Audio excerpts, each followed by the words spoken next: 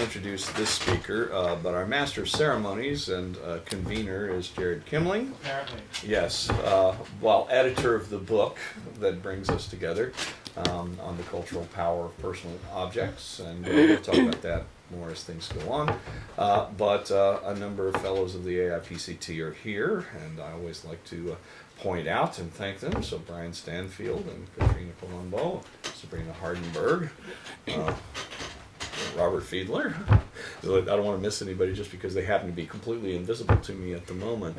But the AIPCT, among other things, it hosts resident fellows. Oh, Les is behind me over there. Right, Les Murray, another fellow of the AIPCT. All these folks really help out with putting on the programs that we do here. We have resident fellows here, and those come catch as catch can't, except in the summer, in which case it's funded by the Foundation for the Philosophy of Creativity, which is also the true founder of our feast here today. But Jessica Pasca has been in residence here studying Dewey for the last month. She may or may not ever get to Italy again. This has turned out to be more complicated than one had thought. Yeah. But she was planning to be here anyway, at least through this. So we'll see whether she gets home. And her partner Chris have been here for a month, and it has been, I think, a productive month. There was plenty of studying. There was a lot of cooking. That was okay. In any case, Jessica's a Ph.D. student at the University of Palermo, and she comes to us through Giuseppe Spadafora's sponsorship. He's sort of the godfather.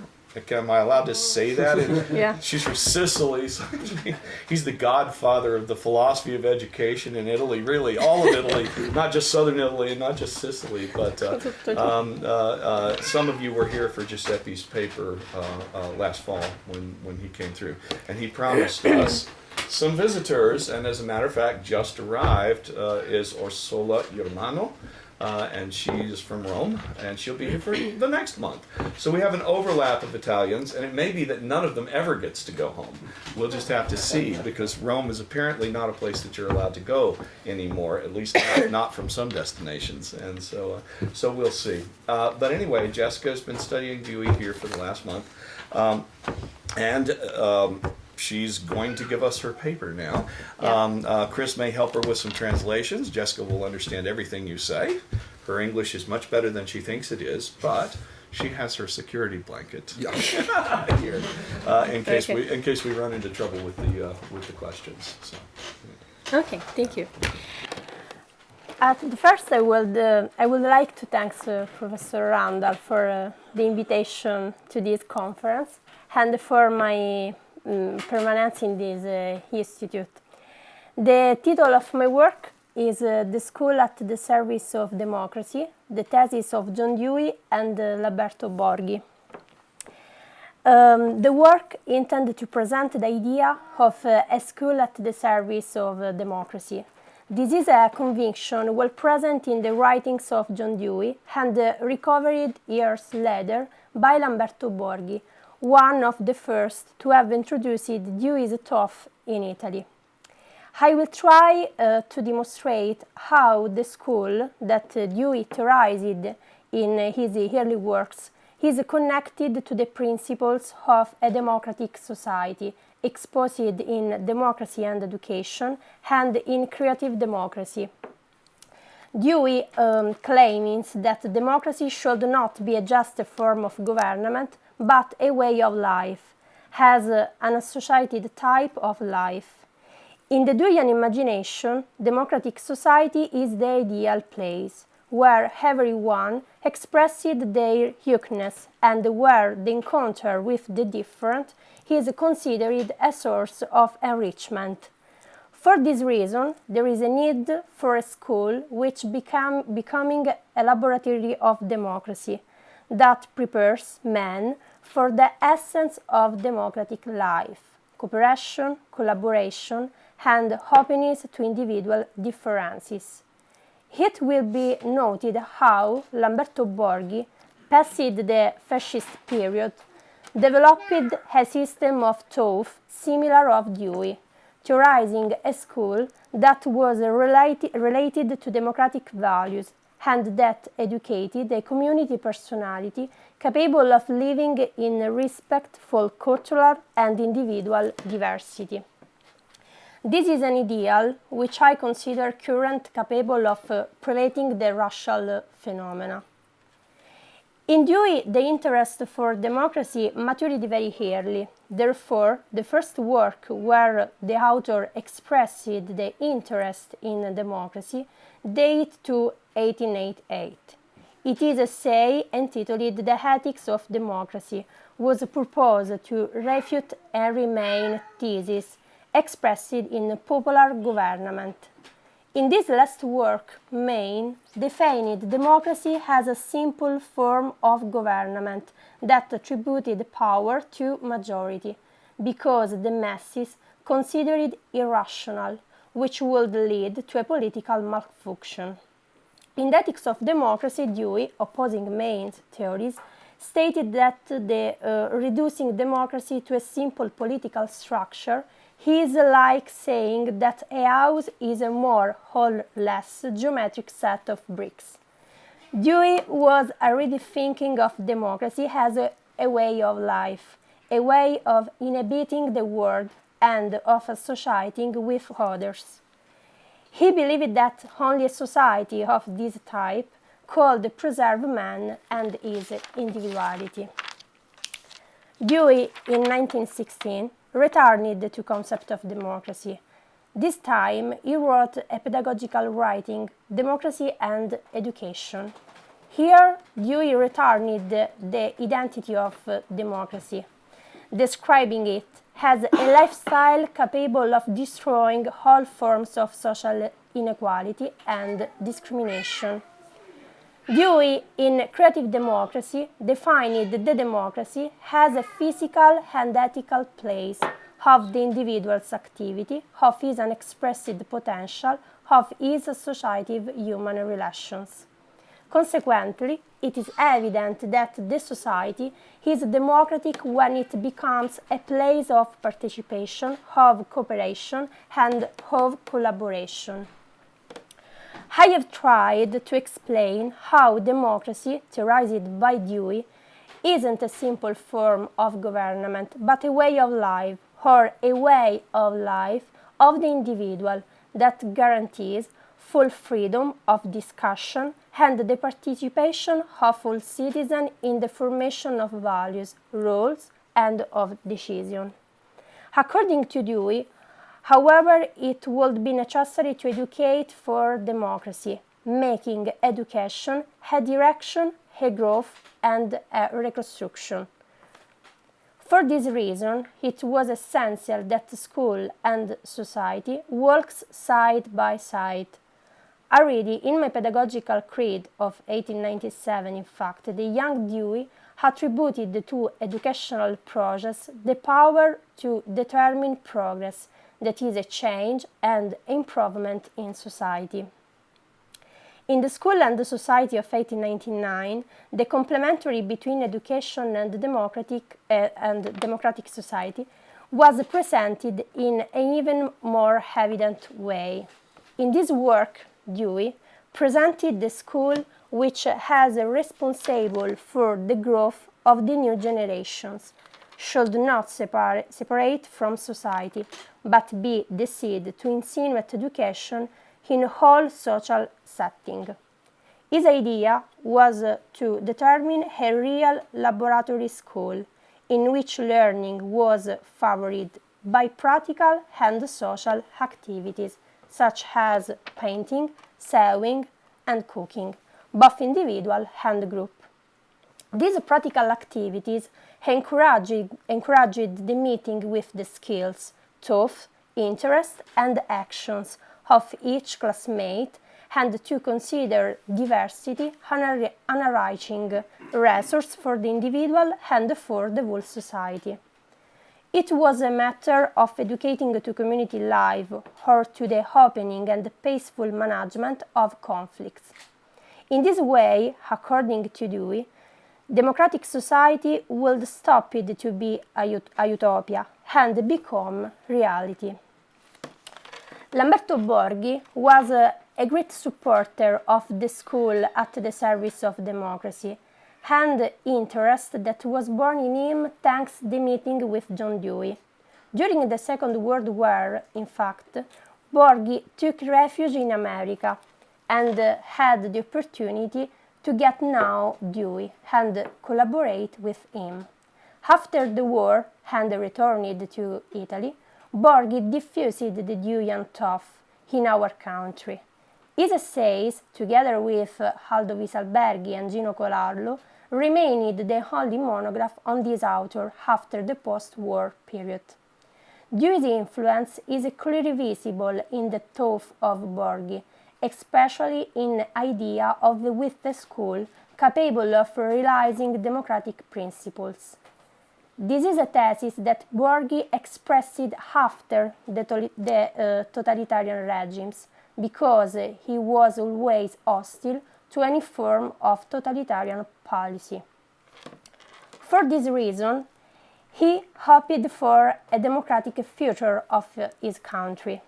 In essay of 1952, Scuola e Comunità, in fact, Borghi, with a similar style of Deweyan one, promoted a dialectical relationship between school and society, declaring that the evil of society so far existed must be found in the lack of ability to autonomy on the part of their members.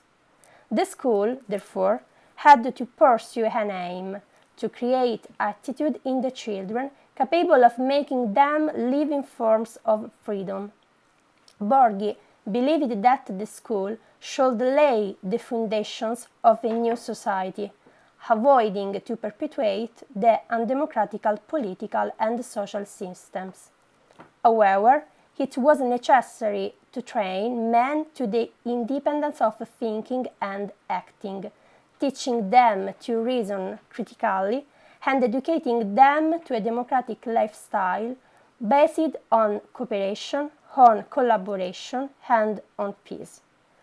Borghi stated that the democratic community must be made up of men capable of governing themselves, enemies of all external authority, and capable of living together in a community way. Borghi, influenced by Dewey's thesis and in the post-war, theorized the school able to change the society. In 1962, in fact, Borghi published Educazione e Sviluppo Sociale, where he continued to wonder about the role of the school in the process of social change in a democratic sense. In this work, Borghi analyzed the Italy of his time, where there wasn't yet the democratic rights of the people. For this reason, Borghi insisted on educational institutions conceived as an essential and most effective tool for social progress and reform. Dewey's laboratory school would have prepared for democracy, educating for the development of a community personality to an original openness to the world and to the full recognition of diversity such as sex, race, ethnicity, and religious orientation. Borghi supported the idea of an active school, focused on practical activities and work group. The practical activities and work group in the school were described as a fundamental expedient for the development of the community personality, because it could facilitate the overcoming of the egocentric situation typical of childhood and adolescence. According to Borghi, however, the group should never be authoritarian, or should some members rule over others. The solution to this problem was to determine democratic working groups in which to start a social education based on mutual confrontation and openness. The school, conceived by Borghi, had to be a meeting place, a context rich in different cultures and social situations, since no one closed in his thoughts and ideas can grow and understand the problematic phenomenology of reality. Clearly, in a school open to democracy and aimed at developing a community personality, Borghi didn't forget the role of the teacher. The teacher had to be a mature and balanced personality, skilled in creating a peaceful atmosphere. Taking up the concept of the teacher as Dewey's intellectual leader, in addition, Borghi explained how the teacher should be an intelligent guide who able to educate a community personality and to development of inventive spirit and critical thinking. 2 years later, Educazione e Sviluppo Sociale, Borghi published Scuola e Comunità. In this text, he returned to talk about the educational context, what they do for advancement of democracy. Through a clear reference to Dewey and my pedagogical creed, Borghi wrote that the Dewey school had to act like a miniature community and educate to the moral and intellectual attitudes, fundamental for a society that is transformed in democratic sense and prepared to live together by realizing the recognition and the respect for otherness. Having clarified the idea of Dewey and Borghi of a school that works for democracy, I now allow myself to offer a brief personal reflection on the relationship between school and democracy in today's societies. Many of the European and not European countries today experience a political situation which formally can be defined as democratic. However, the current events demonstrate to social discrimination of various kinds, such as racism, homophobia, and xenophobia, facts that demonstrate that despite the formal democratic qualification of late modern societies, these facts present internal contradiction that the pedagogical world cannot ignore. In fact, these are liquid societies marked by superficial interpersonal relationships, where what matters is speed, not the duration, let alone the quality of relationships. The current situation of the individual isn't of the simplest. Man is often folded in himself, a slave to a selfish and materialistic way of doing, and subjected to the effects of globalization and technology. Therefore, I believe that today we can speak of apparent democracy, where the freedom of the individual is threatened by a domain that seems not to ethics, but which in reality undermines itself in the minds and actions of each. Although many years have passed since the presentation of the thesis of the 2 authors that I have argued here, it is singular to note that we are still far from the realization of a democratic understood as a way of life. The chase of this lack can be found in part in schools, which are far from those promoted by Dewey and Borghi. For example, the number of the frontal lessons is still too high compared to the group work and laboratory activities. The result is a rigid teaching, anchored to books and devoid of dialogical and community moments. The consequence of a school that doesn't contribute to the realization of democratic principle is the existence of a society where the real essence of democracy, of the sense of community, of being together, are missing. In order to preserve democracy, it would instead be necessary to return to concern ourselves with people's lives, connecting with all forces of society and confronting us openly with our autonomy, with institutions, and with anyone we meet in our life. Yes. That's it? Yeah.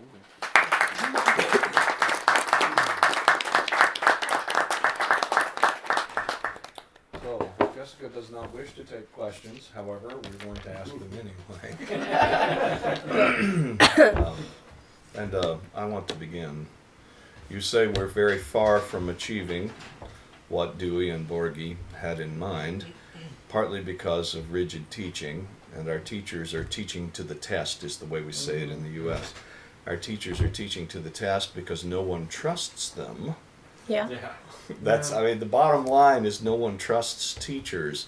It's not just the society, it's the parents. Yeah. Parents don't trust teachers to take the children in the direction that will make them autonomous individuals, right? And if parents don't trust teachers, how do we solve this problem? How can we have democratic schools where parents don't trust teachers? Yeah.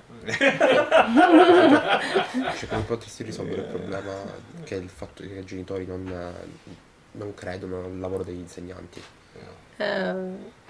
Parlo italiano, tu traduci? Proviamo, dai. Give it a shot. Ma parlo in italiano Sure, e translate. Io credo che innanzitutto bisognerebbe lavorare al fine di avvicinare o cercare di avvicinare la famiglia alla scuola e la scuola alla famiglia, cercando di creare un rapporto di reciproca fiducia, reciproco rispetto, cosa difficile effettivamente. Okay, she said that she believed about the school and the parents that meet together and talking about for the real and the healthy growth of our children. This kind of encounter is really important for the future society. They try that. No, okay. So, first of all, when you preface it by saying that she doesn't want any comments, you make it feel like we're attacking anytime we ask a question. She's a trooper.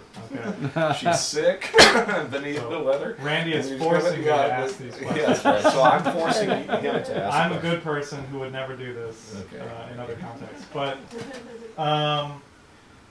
so, building on this conversation that you're already having, Randy, you said that the parents don't trust the teachers to turn their children into autonomous individuals? That's right. Is that Yeah, I think so. They sue them instead. I think I agree with the idea that parents don't trust teachers, but I'm offering this as a possibility. Maybe it's for the opposite reason. Do parents actually want their children to be autonomous? Ooh, Yeah, that's a tough question. That's why it gets politicized right there. Isn't the problem that parents... Oh, sorry, go ahead. I genitori sono veramente consapevoli del fatto che stiamo crescendo dei figli autonomi? Yeah. No, i figli non sono autonomi. The child is not autonomy. Yeah, The right. child depends to the parents. And parents. so the tension between like teachers and parents and from parents extended into the entire society is one where teachers, if they're doing their job, should be making the children independent, Yeah. and all students Think at all for levels. themselves. Right. Yes. But society, and in this case starting with the parents, do they actually want autonomous citizens or do they just want obedient children? Ok, dice che i genitori praticamente li istruiscono a diventare non cittadini ma obbedienti praticamente. Quindi Yeah. come si potrebbe... So, and then I guess my question is, does that change this idea of having like a dialogue between parents and teachers? Can it be productive, or how would we make a productive dialogue then? Quindi come si potrebbe combattere questa... Cioè come si potrebbe dialogare, come si potrebbe far capire questa cosa, questo dialogo tra genitori e scuola, il fatto di dover crescere dei cittadini e non degli obbedienti.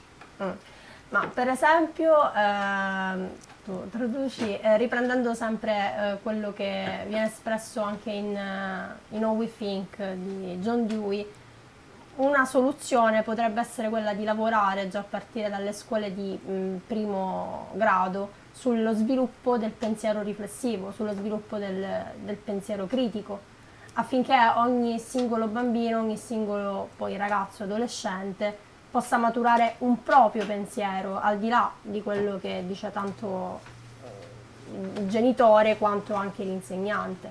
Quindi, infatti, un obiettivo per esempio di John Dewey, anche al fine di creare e preservare la società democratica, è quella di sviluppare il pensiero critico, the critical thinking.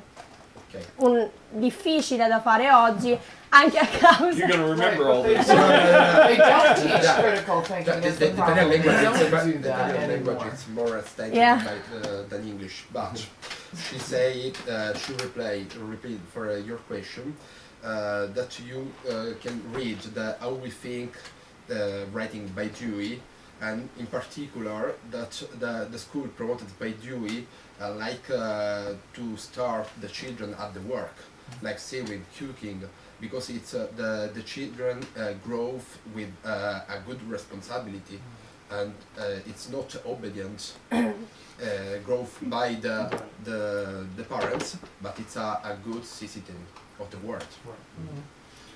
Jared has a small child. Do you want her to be autonomous? I'm conflicted. Autonomous later. Autonomous later. Do you trust her teachers? My teachers? No. Do you trust Florence's teachers? We are her teachers. She's not old enough to have teachers. Oh, she's not in school. But I know that I will not trust them inherently. But probably for not the normal reason. Yeah. Well, you moved in order to get to a better school. Mm-hmm. Yeah. All right. Anyway, Ralph, you go. A few years ago, I heard Randy give a talk on the history of the American Philosophical Association. Remember that? Many years ago, yeah. Yeah, and Randy suggested that the reason philosophy became such a technical discipline, the reason we talk in such obscure technical language, is so that the parents won't know how we're corrupting their children. There's some truth in that. And because we're not teaching the children that they shouldn't believe some specific lie that Trump told. We're teaching them just generally to think for themselves in a sort of obscure technical context. But if they get it, that transfers to everything else they think about. And I think it naturally takes that path, because the developing adolescent, you're going to have to translate all of this. Actually, Jessica understands you. Yeah. The developing adolescent naturally develops, the brain just naturally develops in adolescence, so that you begin to think for yourself. Mother Nature required that we do that. We couldn't have survived if we didn't develop in that way. It's a natural part of human development. So I think the older teenager naturally responds to the demand to think for yourself. But philosophy couches it in an obscure enough language so that the parents don't know what we're doing. But that's philosophy. What are you going to do with kids? Do you teach philosophy to I'm talking about college. College age, yeah. It may be even older high school kids. There's a whole movement of philosophy for children. I'm not sure whether it's a good idea or a bad one. But that's not Dewey. Dewey is not saying teach philosophy to children. He's saying teach children how to cooperate with one another according to their own interests, and then autonomy develops naturally. But the trouble is you have to have 3 times as many teachers as we have in order to do something. So there have to be many teachers. You Yeah. can't hobble them by what they can teach. Right. Right now, the only thing that they can teach is to the test. Is to Because the if they test, don't yeah. pass the test, they're out. So we'll never be they're neutered. democratic. Yeah. They're neutered. Yeah, we'll never be democratic as long as we're teaching to the test. Except that maybe we become democratic in spite of that, but maybe it's because of later education.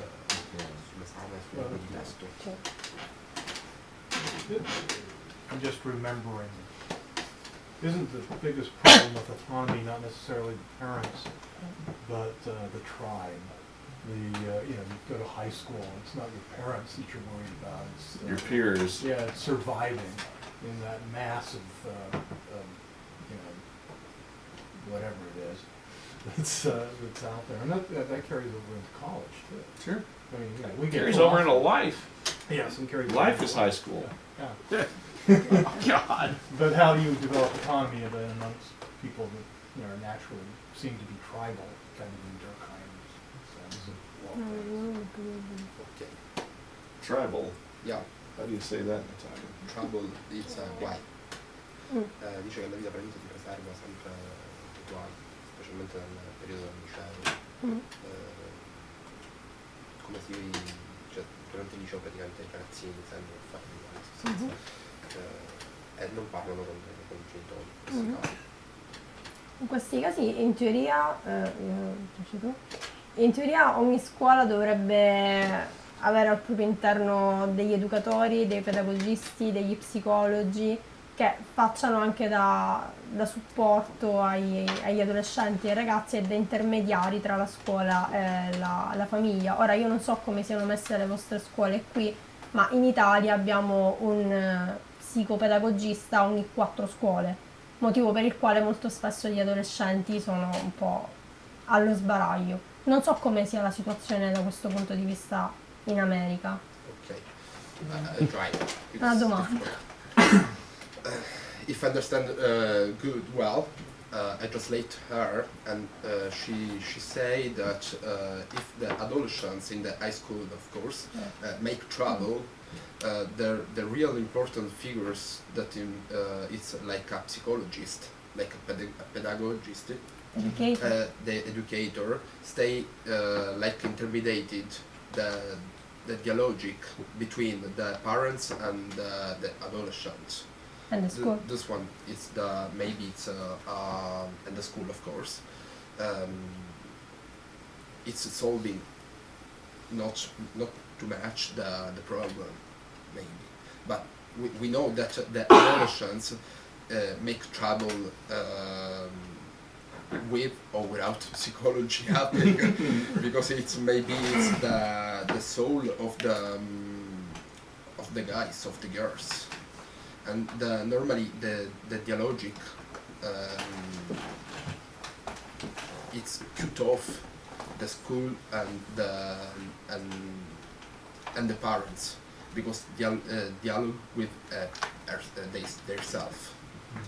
But normally she said that in Italy we have like one psychology every 4 school, and it's a terrible situation. And she guessed in USA it's the same. There tends to be a psychologist for every school. No, but, there's not. well, they're guidance counselors. But they're not. They're not psychologists. No. No, it's probably, yeah, you're right. In You're terms of lucky if you trained have any psychologists. counseling, actually. Yeah. A guidance counselor is just a teacher who has finished some graduate education and gotten a promotion. Well, and they're more geared towards career Yeah. path. Career counseling, not Career not counseling, psychology. not counseling. Yeah. Child psychologists are probably not in. Well, they always have in school systems. They would have some child psychologists, but you know, it's probably the same. Our school only It had depends, I access. think, on the school endowed aspect of the school, or the more The richer schools the are going to have. supported school. Because I can think that, Mhm. like, in a school setting where my nieces and former sister-in-law operate, my sister-in-law became a psychologist. Did she finish the education master's and all level of that? Yeah. for that, and she also became a social studies teacher.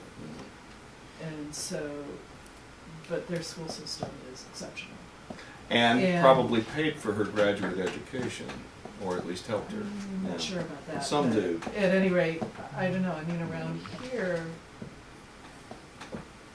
like this father was saying over here, he went to a somewhat better school district for his child, but there's a spectrum in Southern Illinois, not so hot, sort of okay, better. Truly awful.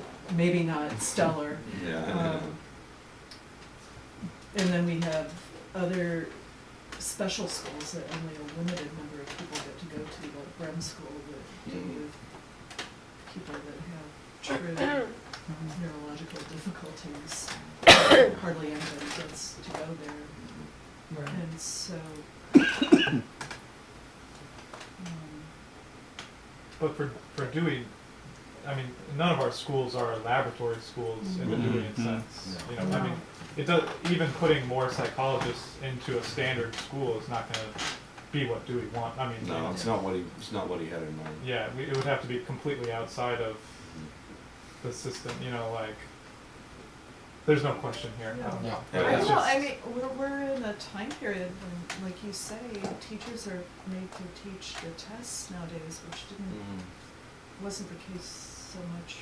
No, when Couple we were decades ago. when we were kids, they weren't. doing But that. then you do have these special things like Montessori schools that operate more from a problem-solving basis rather than chopped up into disciplines. Go on basis charter that schools. do allow Yeah. people to think more in a more integrated way. It's really strange the way that Dewey and Montessori and some of these other like educational theorists managed to penetrate into like preschool and kindergarten, at least in this country. I don't know how it is everywhere, but a lot of very early child education is very sort of centered on theories like Dewey and Montessori and some of these other figures. But you hit third grade, Yeah, it's but over with. at a certain point, It becomes politicized. It's I mean, gone. Yeah. right? And so like we've got kindergartens where kids are working together and they're learning these traits, but then at a certain point you're like, okay, throw away the toys. Now we got to get down to work, and we go back to Enlightenment style education, basically, right? In Italy, this is the utopia, because in Italy the schools, there isn't the laboratory. We have not the structure for the laboratory. For early childhood. Yeah. We do have that here, but you're right, it leaves off at about the third grade. Personality of the community. Yeah. This, to me, that was the most interesting idea in this paper. Is like educating not to create necessarily individual persons, but a community with a personality that consists of individual persons, right? Would you say a little more about the personality of the community? Dire qualcos'altro riguardo la personalità comunitaria, oltre al fatto che comunque è ben educata, quello che hai detto tu praticamente no. What does that look like? Ma io più che altro vorrei fare una domanda a voi. Dato che comunque per me voi rappresentate un'altra nazione, quindi un altro mondo, un'altra cultura, cosa pensate voi della personalità comunitaria? Cosa si intende per voi fare comunità? Per vedere se ci sono delle analogie o meno rispetto all'Italia. Okay. She turned your question. She what? She turned your question because she asked to you, what do you think about the community personality? Because she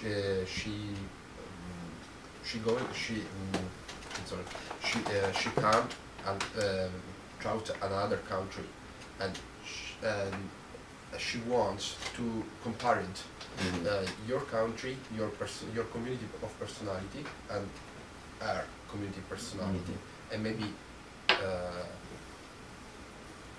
repeat your question.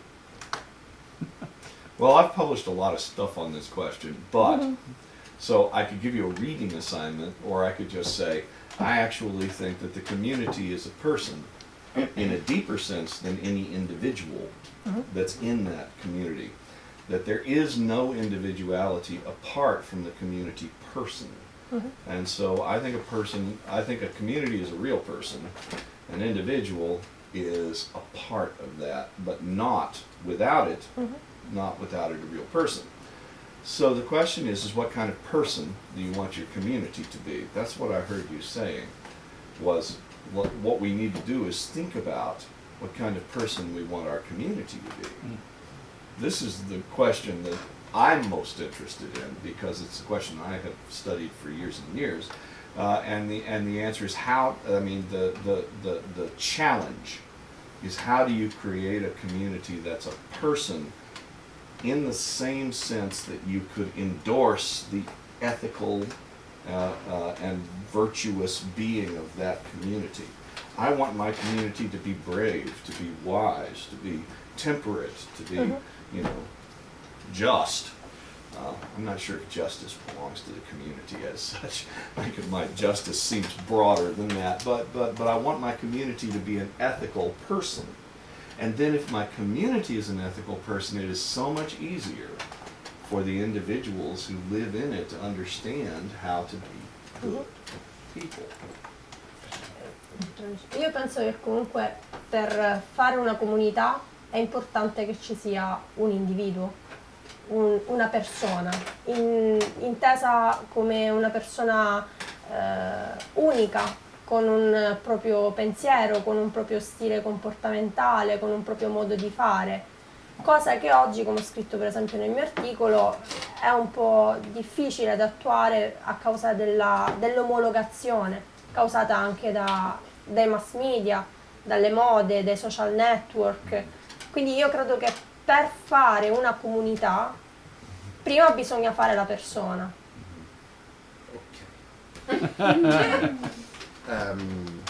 I think that before that made a community, it's really important to make a individual, a person, individual, because now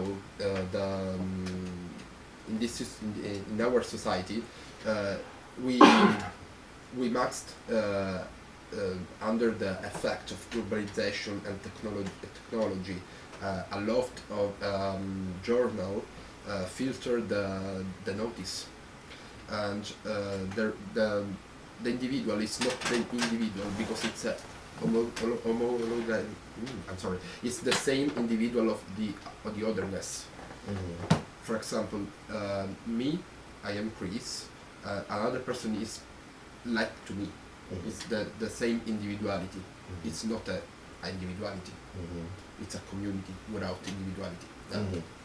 So that's under the influence of social networks and technology, so it's necessary to deal with that, she said. So, so the view that she says, you have to make individuals first, persons first. This is the normal view. This is what most people believe. I believe the opposite. You believe the opposite? Make the community a person, and then you'll find that you have persons in it. Okay. Yeah. But she said uniqueness is that the unique individual is what makes up the community. So each one of them is unique, right? Yeah. She said that. Okay. So so what I would say is yes, I agree with the uniqueness, but the uniqueness is given. You're Chris, I'm Randy. I'm not Chris, you're not Randy. The uniqueness is given. Well, where does the personhood come from? Is uniqueness enough for personhood? Because I don't think so. Just being different is not enough.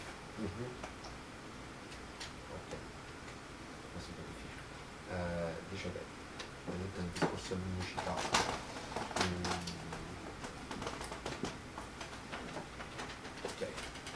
Sto rielaborando la domanda.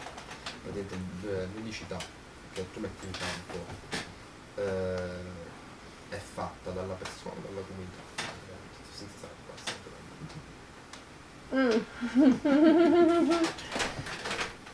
Io credo da entrambe. Okay. Both. she said that work for the community, for the individuality, for the result of person, and for your question, working above. Yeah, that's what I figured you'd say. Yeah. Most of my friends think I'm crazy, so it's okay. Okay. Yeah. Randy, I think you were trying to get to the soul of the matter. Well, that's what I hope. Yeah. I mean, if my community could become a person, I think it'd just be easier for everybody in it to be persons. But the trouble is the community's not even trying to be a person. But her thesis said, you must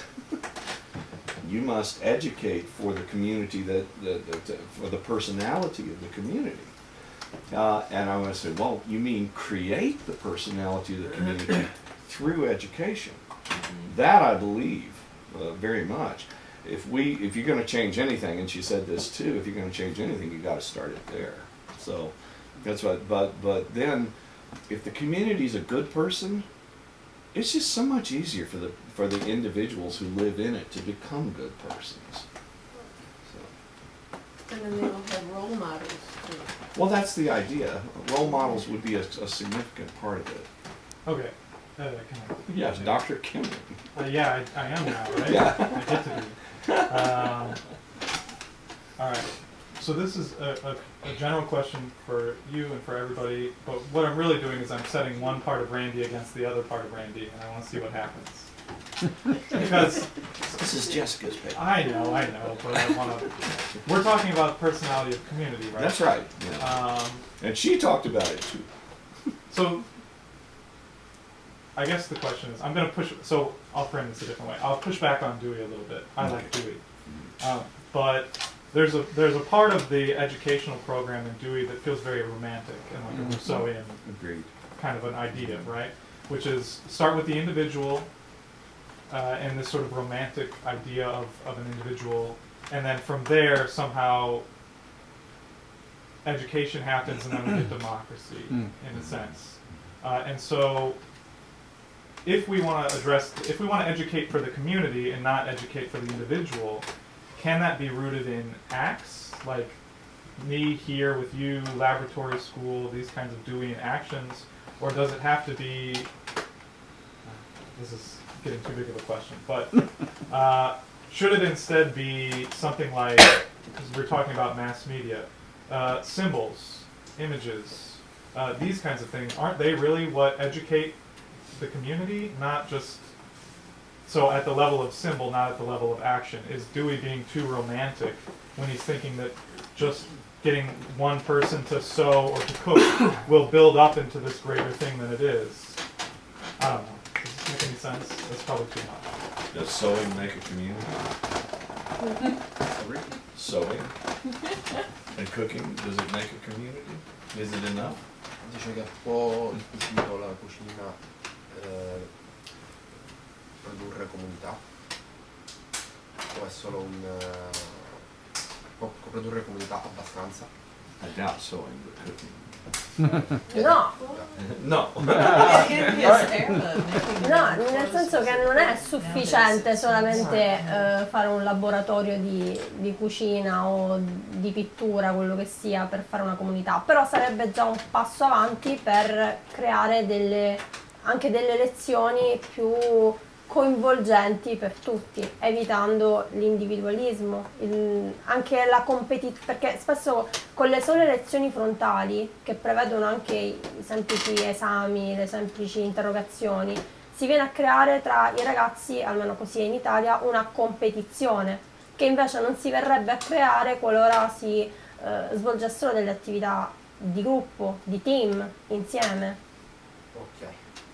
Okay, she said that it's not enough, but she said that it's a good step for the collaboration and cooperation in the group, in the team, because normally in a room, in a classroom, the classmates begin in a competition throughout the exam, throughout the good person and the good results. But with the cooking lesson, for example, or the sewing lesson, in a working group, of course, making a good person, because that's the collaboration, the cooperation, become the person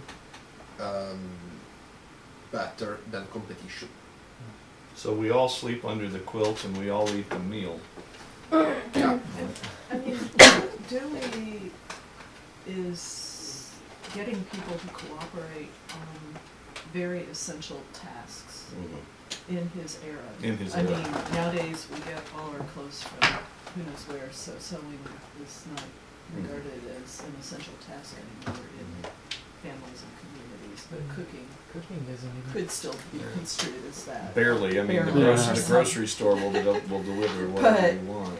It seems like he wants you to get cooperation on very basic needs. Meals on wheels. So That's cooperation at a larger level. Well, I mean, just thinking about that, it's like, so what if your elementary school kids are cooking the meals for your older people? Wouldn't that be better? I mean, that part of it is that we're just not connected, right? So if our community is a person, it's a schizophrenic person. And so what I'm pushing is I'm trying to figure out what it would be like to have solidarity at the level of the community, so that the community really presents itself as a sort of an ethical being, and then democracy as a way of life would be so much easier. But then someone, hopefully in Dewey context, this should be the role of the teacher, right? Yeah. The teacher takes all the activity of the students and then coalesces, brings them together into a symbol that then the teacher can hand back to the students and show them who they are. This is the community that you've created, right? So then, but that's kind of the point that I was trying to make earlier, is that we need not just, and I liked your answer, by the way, that yes, we need these actions, we need something concrete, but then we also need to bring it into like the symbolic level and then give it back to the people so that they see themselves as a community, right?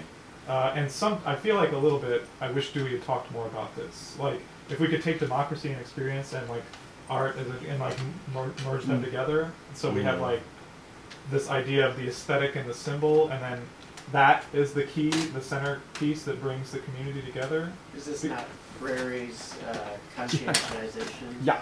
Yeah, something like this, right? But yeah, I mean, it feels like that's what we need, right? Is that we need something to hold that together. That's what you're talking about. And at least in our culture, the things that do that are more often than not symbols, right? Either images or symbols of some kind, right? But teachers aren't symbol makers anymore. Ah, now you have something. Teachers aren't symbol makers. We've had a disarticulation of all these things that used to be cooperatively manifested basic needs.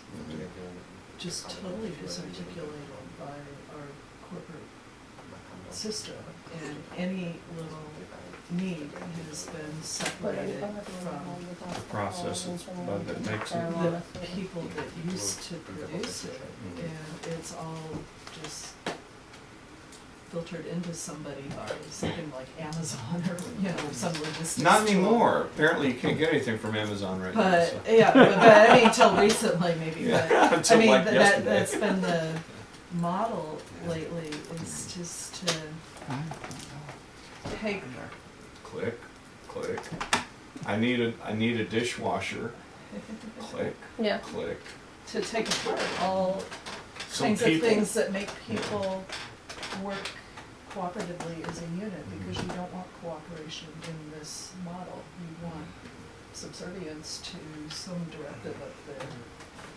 And that's when you've got teachers who teach to a test or that directive.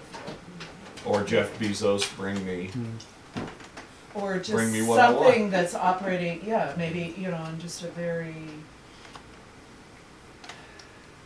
want, get kind of reflex, It's true. rather than a bigger consideration of what you're doing will do for others.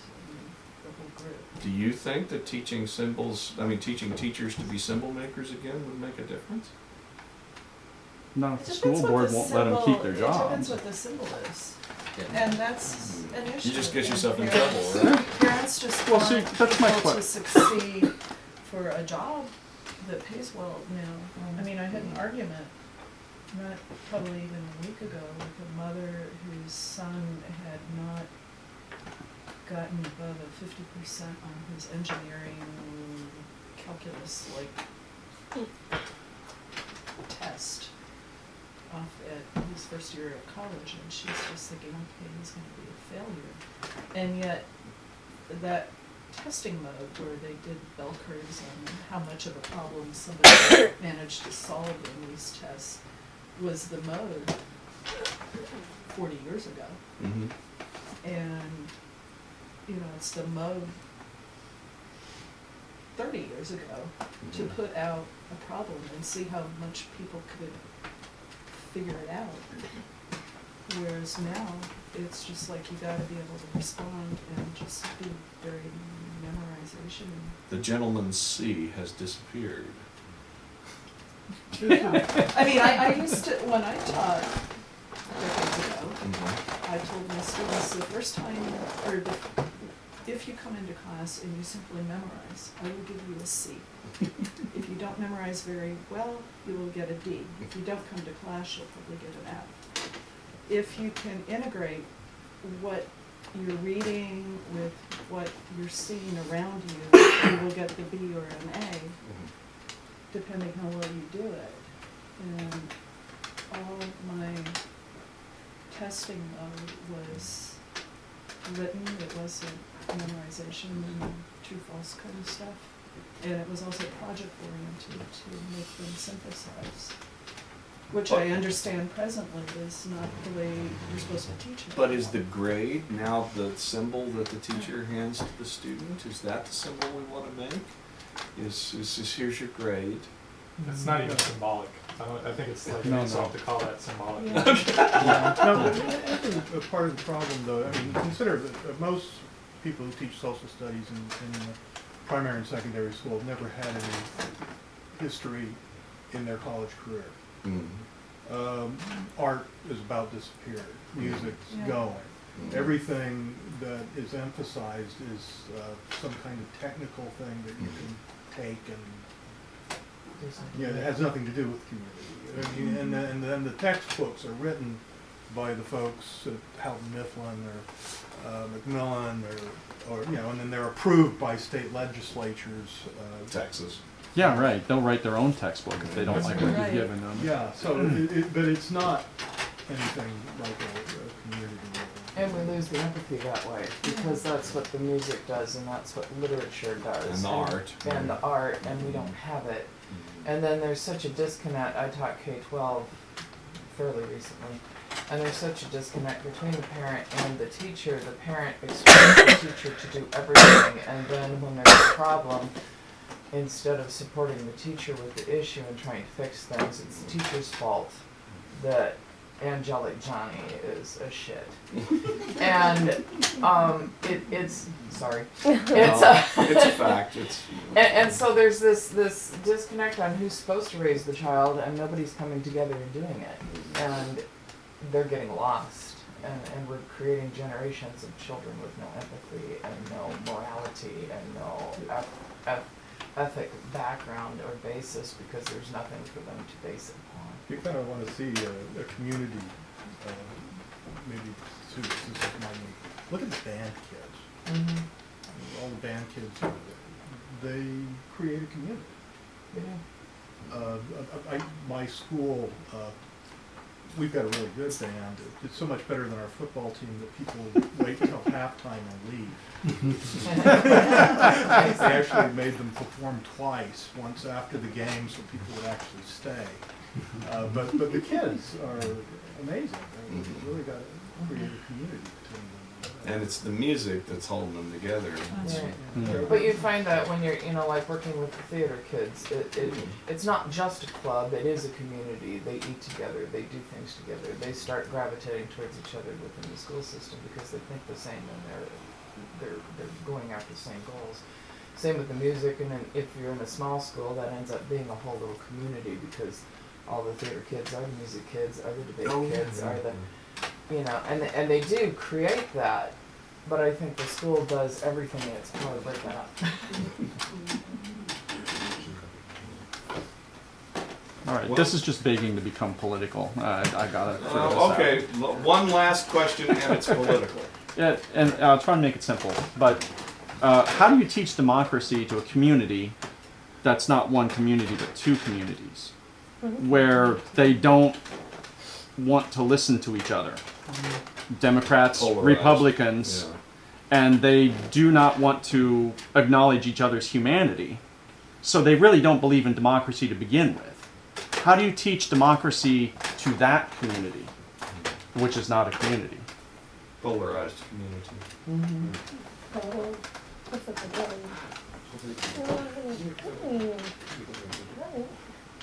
Praticamente lui dice come fare a insegnare comunità a un popolo che ha un gruppo democratico piccolo, sembrano sempre in conflitto. La comunità come si fa a instaurare all'interno di uno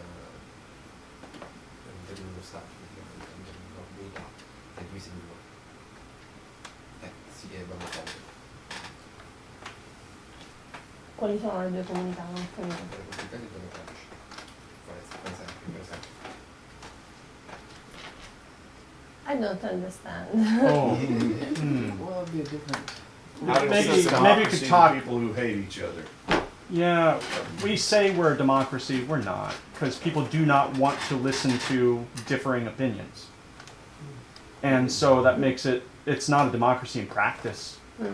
So how do you teach democracy to children when their parents don't really Ok, believe in democracy? ok. Come fai a insegnare la democrazia ai bambini quando i genitori non credono realmente nella democrazia? Bella domanda. This is Paulo Freire then comes back into, you know, Bella yes. domanda.